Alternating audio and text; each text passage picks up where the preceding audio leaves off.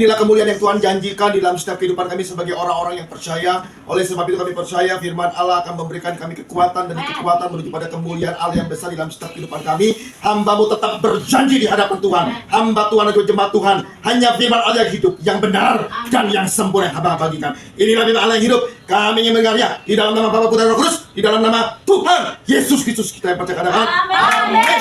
Penting bagi saudara dan saya untuk mengerti dasar-dasar kekristenan, ya. Karena di dalam dasar-dasar kekristenan kita percaya bahwa kita bukan hidup secara agama saja atau secara beribadah saja, tapi orang Kristen disebut orang Kristen karena dia punya pengalaman dengan Tuhan, dengan baik-baiknya punya pengalaman dengan Tuhan, ya. Jadi orang Kristen adalah orang yang punya pengalaman dengan Yesusnya. Orang Kristen adalah orang yang punya pengalaman dengan Tuhannya, bukan karena dia datang beribadah, bukan dia hanya memuji menyembah Tuhan, bukan hanya dia mendengarkan khotbah, bukan, tetapi dia harus punya pengalaman demi pengalaman di dalam Kristus Yesus, di dalam hidupnya. Itulah orang Kristen. Nah, Kristen berbicara tentang bagaimana Yesus hidup dalam hidup kita. Bagaimana saudara dan saya menghidupi hidupnya Yesus di dalam hidup kita. Nah, banyak orang Kristen hari ini nggak menghidupi hidupnya Kristus, ya, tapi ngakunya adalah orang Kristen. Nah, hari ini kita mau belajar bagaimana Kristus harus hidup di dalam hidup kita, dan kita juga mau belajar juga bagaimana kita menghidupi hidupnya Kristus di dalam kehidupan kita. Inilah arti kekristenan yang sesungguhnya. Kita suatu pertanyaan besar adalah, sudahkah Yesus hidup dalam hidupmu? Sudahkah engkau menghidupi hidup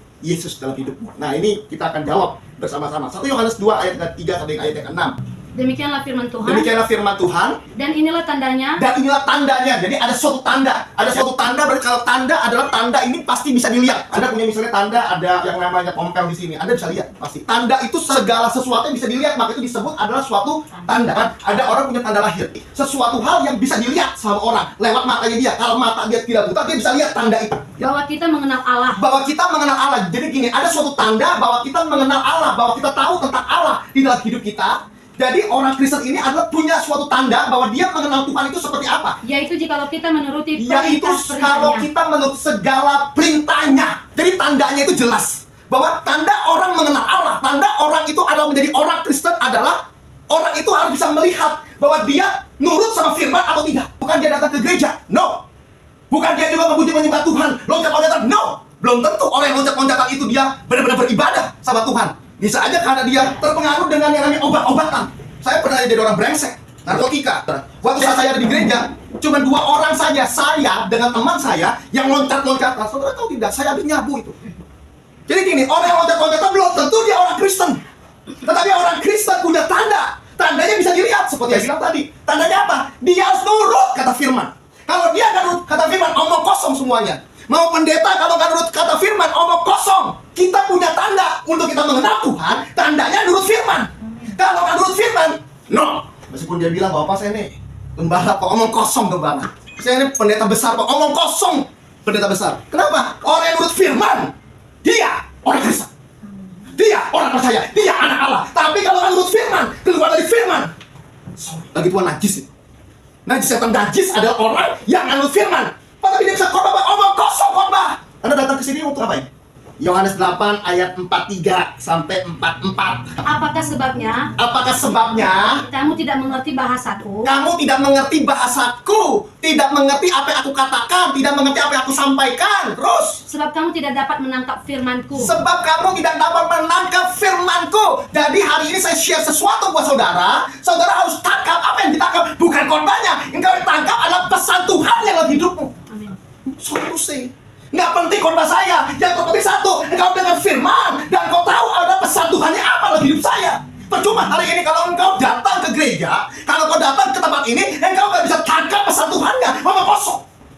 Engkau tangkap pesan Tuhannya yang disampaikan melalui saya, melalui firman Tuhan. Bukan khotbahnya. Makanya pada waktu ditanya, khotbahnya mengenai apa? Pokoknya lucu pak, itu dia, itu kenapa? Khotbah lucu. Khotbahnya mengenai apa? Daud sama Goliat, iya mengenai apa? Untuk apa Anda dengarkan khotbah Daud sama Goliat? Khotbah itu harus ada pesan Tuhan buat saya. Saya mau bilang bahwa Anda datang beribadah di tempat ini untuk apa? Memenuhi bangku gereja, omong kosong. Bangku gereja tidak perlu dipenuhi. Datang ke tempat ini untuk apa? Saya mau bilang Anda datang ke tempat ini untuk apa? Bertemu dengan Tuhan. Kalau orang datang ke tempat ini cuma mau menyembah, nggak usah di gereja menyembah. Di rumah bisa. Datang ke tempat ini, saya mau berdoa apa? Nggak usah berdoa di tempat ini. Tempat lain juga bisa. Pas saya mau baca firman, Pak, nggak usah baca firman di tempat ini. Anda di rumah juga bisa baca firman. Anda datang ke tempat ini, satu tujuan. Saya mau bertemu sama Yesus saya. Atau saya bilang sama jemaat dari PLCC, pengajar dari PLCC, Anda yang udah ada di mimbar, jangan ketawa-tawa, jangan ketiwi-tiwi. Kenapa saya bilang jangan ketawa-tawa ketiwi-tiwi? Anda punya tugas yang besar, tugas yang hebat. Tugas itu harus punya target. Targetnya apa? Membawa jemaat Tuhan untuk ketemu sama Tuhannya. Percuma kalau hari ini kau datang ke gereja gak ketemu sama Tuhannya. Tapi itu pasti tanya, dapat apa di gereja? Gak dapat apa-apa sih, Pak. Coba jalan khotbah Anda beli aja di toko buku Immanuel. Lebih lengkap tentang khotbahnya. Anda datang ke tempat ini untuk Anda bertemu dengan Tuhan Anda, mengalami Tuhan, berjumpa dengan Tuhan, face to face dengan Tuhan dalam hidup kita. Amin. Maka itu saya bukan share firman, saya buat khotbah. Saya berbagi sesuatu untuk saudara. Lewat saya bagi, di situ ada pesan Tuhannya. Di situ ada pesan Tuhannya. Nah, orang-orang yang nggak dapat pesan Tuhan, karena dia tidak fokus sama Tuhan. Kenapa? Karena firman harus diucapkan, firman harus diberitakan. Sampai apa? Sampai semua orang dengar. Orang Muslim luar biasa. Dia pasang toa. Yang besar-besar supaya apa? Supaya orang yang lewat, supaya orang yang melintas dengar firman dari Muslim. Dengar dari Al-Qur'annya. Pak, ada yang tidak dengar, Pak? Nggak apa-apa. Tapi seenggaknya nyantol. Ada yang dengar pasti. Nggak mungkin kira yang dengar. Baca lagi 1 Yohanes 2 ayat 3 sampai dengan ayat yang ke-6. Dan inilah tandanya Iya. bahwa kita mengenal Allah, Iya. yaitu jikalau kita menuruti perintah-perintahnya. Kalau kita menuruti perintah-perintahnya, ya kan banyak orang Kristen hari ini nggak nurutin firman, nggak nurutin apa kata Alkitab, apa kata firman, dia nggak nurutin. Bahkan firman yang pertama dijadikan bahan pertimbangan, ditimbang-timbang sama dia, benar atau enggak nih firman? Dengan baik-baik, firman itu adalah suatu kebenaran yang mutlak untuk saudara dan saya percayai, bukan untuk ditimbang-timbang. Ditimbang, Pak. Timbang dengan apa? Buku-buku filsafat. Timbang dengan apa? Buku-buku yang bisa untuk menolong hidupnya. No, firman tidak untuk ditimbang. Tetapi firman adalah suatu kebenaran yang mutlak untuk saudara dan saya, yang memerdekakan saudara dan saya. Itulah firman. Yang kedua, banyak orang firman itu dijadikan pemuas nafsu atau pemuas keinginan, keegoan. Untuk apa? Kepentingan saya. Yesus marah loh, Pak. Ada ayatnya, Pak. Jadi saya juga boleh marah. Kenapa? Untuk pemuas saya, membenarkan saya. Padahal firman Tuhan itu adalah suatu kebenaran. Jangan sebagai pemuas keinginan saya, jangan sebagai pemuas apa yang mau dalam hidup saya. No. Yang ketiga, firman Tuhan dijadikan sebagai bahan pembenaran. Padahal salah, tapi dia bilang dari firman seperti begini loh. Dia comot 1 ayat, dia comot 2 ayat, dia bilang ayatnya ada loh, Pak. Omong kosong. Kenapa? Karena itu ayat untuk apa? Membenarkan hidupnya. Yang keempat, saudara, firman dijadikan sebagai pembanding. Yang kelima, firman dijadikan sebagai keseimbangan dalam hidupnya. Keseimbangan, Pak. Bagaimana, Pak? Ya, orang ngelihat saya baca Alkitab, disangka orang Kristen, disangka udah rohani, omong kosong. Pakai kalung salib, udah rohani, omong kosong. Kalau ada orang tanya, takut saya, serem saya. Kenapa? Karena hati-hati ini. Benar-benar orang Kristen bukan? Atau jangan-jangan dia lagi menyaru, dia lagi punya kedok, pakai topeng Yesus, seakan-akan jadi Yesus. Padahal dia penjahatnya. Takut saya. Udah, Pak, saya mah orang baik, Pak. Saya mah pendeta, Pak, hamba Tuhan, Pak. Jujur saya takut, ancang-ancang saya. Kalau jurus, saya udah ngeluarin jurus dulu itu. Kenapa? Karena takut saya. Karena banyak orang Kristen hari ini ngakunya Kristen, tapi sebenarnya bukan Kristen. Kristen jari-jarian, Kristen instan, Kristen KTP. Hari ini kita mau clear up. Saudara dan saya jangan jadi Kristen seperti itu. 2 Timotius 3 ayat yang 16. Segala tulisan yang diilhamkan Allah, Segala tulisan yang diilhamkan Allah, dari sorga. Yaitu adalah firman Tuhan, yaitu adalah suatu kebenaran firman. Lalu memang bermanfaat. memang bermanfaat, punya manfaat, punya fungsi. Untuk apa? Untuk mengajar. Untuk mengajar. Jadi saudara, kalau saudara dengan firman, firmannya harus bisa mengajar, firmannya bisa menuntun. Kalau tidak menuntun saudara, omong kosong itu bukan firman. Yang namanya firman menuntun bagaimana, Pak? Menuntun dalam kehidupanmu. Kalau hidupmu hari ini salah, firman menyatakan salah, harus berbalik arah. Itu firman. Menuntun dia ke apa? Ke arah yang benar, bukan ke arah yang salah. Bukan menjerumuskanmu, no. Bukan sebagai bahan pembanding, no. Pemuas nafsu, no. Untuk menyatakan kesalahan. Untuk menyatakan kesalahan. Jadi firman yang kau dengar harus menyatakan kesalahan orang. Ngomongnya harus apa? Ngomongnya harus tentang dosa, kesalahan, pelanggaran, kejahatan. Itu firman. Firman setiap kali ngomong tentang kasih, ngomong kosong. Kasih tidak perlu dikorbankan. Saya tidak pernah punya korban tentang kasih. Kasih dilakukan.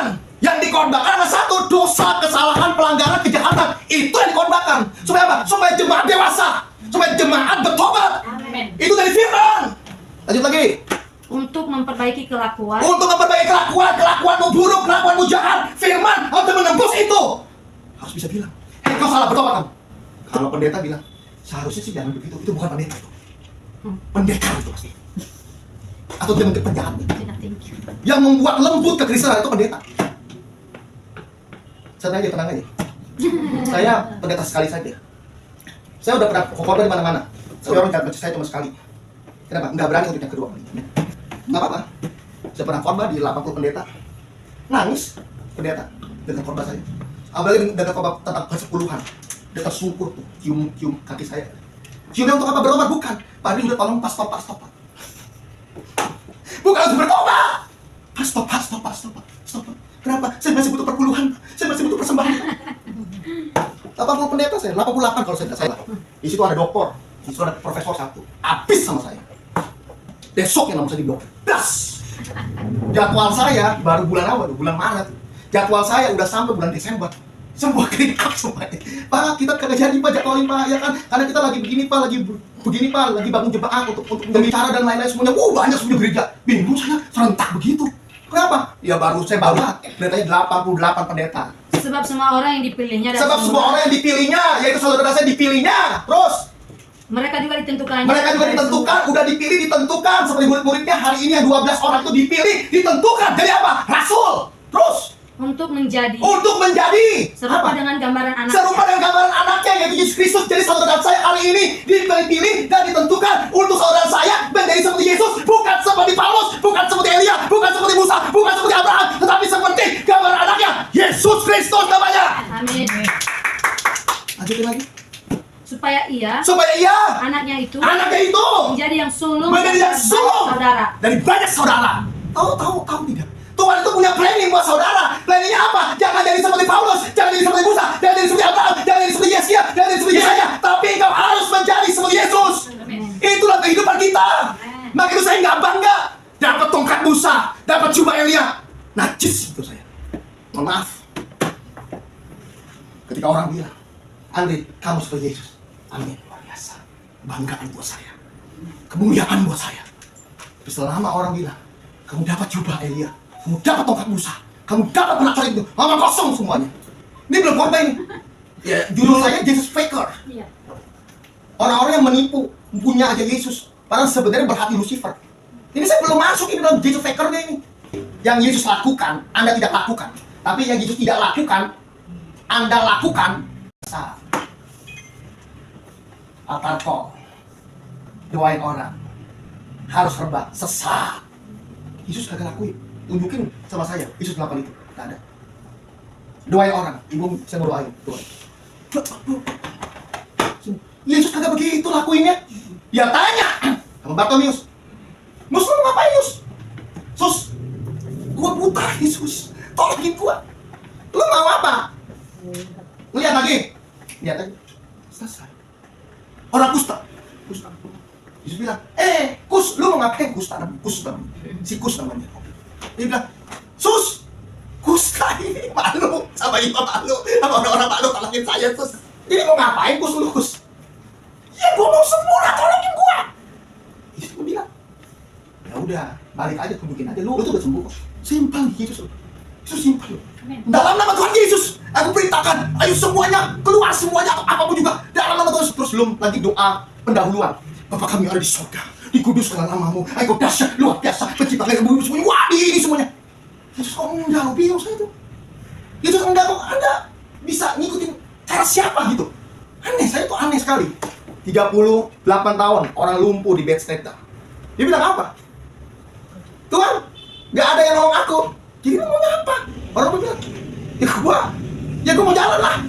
Itu bilang, ya jalan aja, angkat aja tilam lu. Itu sesederhana itu loh. Kan Anda anak Allah, harus ngikutin Yesus, ngikutin Allahmu. Kerasukan setan. Siapa? Kamu ini semuanya. Dari mana kamu? Saya dari Gunung Kidul. Kamu mau ngapain semuanya? Saya mau anak ini. Terus keluar kamu. Kalau tidak keluar saya bakar semuanya. Yesus enggak tuh. Nyantai tuh. Dia cuma bilang, lu mau ngapain? Bukan urusan.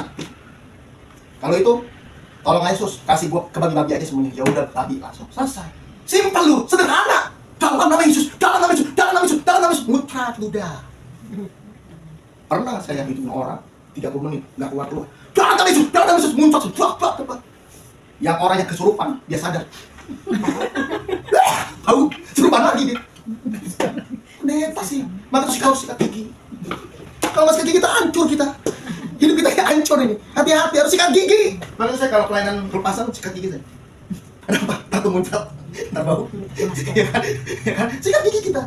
Jangan makan petai juga. Ribet itu. Masa mau pelayanan ini makan petai jengkol semuanya? Janganlah. Orang itu mabuk ada. Besar Andre, ya kan? Bisa nggak? Besok aja, ya kan layaninnya. Kenapa? Kamu setan semuanya. Iya, saya gak suka petai. Setannya bilang gak suka petai. Gila kali bener-bener. Ini apaan sih? Main-mainan atau apa sih? Dan saya lihat pelayanan Yesus 3,5 tahun. Ya. Saudara lihat ya. Tidak pernah pelayanan pelepasannya lebih dari 5 menit. Kesembuhan semenit 2 menit tadi. Pakai apa Pak? Pakai pola. Namanya. Kapan-kapan saya ajar. Saya pakai pola. Saya misalnya mau mainin orang gitu ya, nggak apa-apa, suruh perintah pendeta dulu, layan aja kan, taking dulu lah semuanya lah, saya nunggu lah, sejam gitu kan, 2 jam, nggak ada masalah. Tapi saya mainin pola dulu, mainin di mana, main di sini, mainin pola, pas polanya udah sampai cet aja semuanya kan, dia bilang, boleh nggak saya layani, boleh. Saya cuma one word, kalau perintahkan, pergi langsung cet. Dia bilang, Pak, Bapak kok tepat sih, cuman nggak lebih dari semenit Pak. Yes. Kenapa? Karena saya ngikutin pola Yesus. Yesus itu mainin pola. Yesus itu santai. Kenapa? Karena dia mainin pola. Dia mainin pola dalam hidupnya dia. Yohanes 12 ayat 49. Sebab aku berkata-kata bukan dari diriku sendiri. Dengan baik-baik. Yesus bilang, aku berkata-kata, aku ngucap, aku khotbah, aku ngomong, aku bicara. Aku konselingin orang. Komunikasi dengan orang. Yesus bilang apa? Aku bukan apa? Bukan dari diriku sendiri. Jadi gini, berarti setiap firman yang keluar dari Matius, Markus, Lukas, Yohanes, ya, dengan baik-baik nih, ya kan? Yesus ngomong, Yesus ngucap, Yesus komunikasi dengan murid-muridnya, dengan orang Farisi, dengan siapapun juga, bukan dari diriku sendiri. Yesus bilang bahwa gua ini ngomong, gua ini ngucap, ngomong sama kamu, itu bukan dari saya. Orang ini bilang nih, kan Yesus yang ngucap. Pusing ini. Orang dengar Yesus kan pusing ini. Kan Yesus yang ngucap kamu. Kan Yesus kamu yang ngucap sebenarnya. Iya, ini saya ngomong, saya ngucap, bukan dari saya. Gila, bukan dari lu. Dari siapa? Oh yang ini. Makan obat darah tinggi. Dan ini keren dia. Pusing. Dengerin perkataan Yesus. Makan kolesterol juga dia. Dia kan takut stroke dia. Gula dia testing. Kan takut stroke dia. Gila. Jadi selama ini kamu mengucap semua itu bukan dari diri saya loh. Orang berbondong-bondong ikut Yesus, tapi malah sakit gitu loh. Jiwanya sakit gitu loh. Kenapa? Ya kan bilang, bukan dari diriku sendiri. Loh, jadi yang ngomong siapa? Yang ngomong tetap aku. Jadi kamu dari mana omongan itu? Tetapi Bapak. Jadi Yesus ngomong, Yesus cerita, Yesus share firman. Dia berkhotbah, dia berkomunikasi, dia bicara. Dia buka mulutnya, ternyata bukan dari dia, dari Bapa di sorga. Itu perkataan Bapa, bukan perkataan Yesus. Segala langkah yang kita langkah hari ini, itu bukan karena saya mau melangkah, tapi karena Yesus menyuruh saya untuk melangkah. Saya melangkah. Kalau Yesus tidak menyuruh saya melangkah, saya tidak akan melangkah. Orang bisa beda. Udah melangkah dulu, udah ngomong dulu, ucap dulu. Nggak diperintahkan. Andre tolong doain Pak. Sorry. Ada orang-orang yang saya nggak berdoain, nggak didorong sama tulis. Nggak usah doain. Apa yang berkata? Saya ditantang, Pak, anaknya sembuh. 4 orang, 6 orang, bahkan 10 orang, saudaranya akan ikut Bapak. Saya bilang, tidak usah sembuh aja. Sorry. Kita ini mau percaya sama Yesus tuh agape, bukan pilih, bukan tanpa syarat. Kita ini harus tanpa syarat, bukan dengan syarat. Pak, tolong Pak, sembuhin anak saya Pak. Kalau anak saya sembuh, anak saya akan menjadi worship leader. Omong kosong, tidak perlu sembuh. Saya doain mati. Pak? Iya, ngapain? Punya syarat ya? Mohon maaf, Yesus saya nggak suka ada syarat. Saya kenal Yesus saya kenal Bapak saya. Dia tanpa syarat menolong kita. Ini pakai syarat, sorry aja. Nggak usah. Pak, bisa nggak Pak? Itu pelayanan di ICU Pak, semuanya. Bisa saya. Bisa hidup lagi Pak. Bisa. Melek bisa, gampang. Gampang di ICU melek mah gampang. Yang penting tidak ada suster aja. Tabokin dia. Melek dia pasti. Saya kototin minyak urapan yang melek nih. Aduh, gitu kan, ya kan? Suster nggak ada. Melek dia, langsung melek. Langsung melek. Ya kan? Susternya bingung ya kan? Pak, tekanan tinggi Pak. Ya iyalah, minyak urapannya, tutup botolnya, lepas. Ya kan? Kalau sama dia semuanya, iyalah. Kita aja makan minyak urapan, semuanya langsung. Ya iyalah, melek gimana? Melek. Ya lah udah, ya kan? Pak, ini